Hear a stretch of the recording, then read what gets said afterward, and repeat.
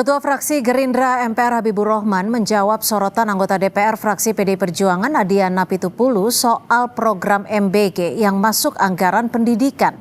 Habib meminta Adian justru menantang debat Ketua Banggar DPR yang juga kader PD Perjuangan Said Abdullah yang menyetujui anggaran MBG masuk dalam anggaran pendidikan di APBN.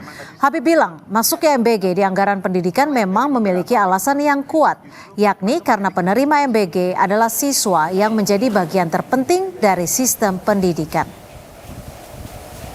Daripada menantang debat Sekretaris Kabinet Teddy Indrawijaya, sebaiknya Adian Napitupulu menantang debat dahulu Ketua Badan Anggaran sekaligus rekan separtai beliau, Buya Said Abdullah. Seluruh fraksi bulat termasuk Adian Napitupulu menyetujui Undang-Undang APBN tahun 2025 dan 2026 yang di dalamnya menganggarkan MBG. Masuknya MBG di anggaran pendidikan memang memiliki alasan yang kuat, yakni karena penerima MBG adalah siswa yang menjadi bagian terpenting dalam sistem pendidikan.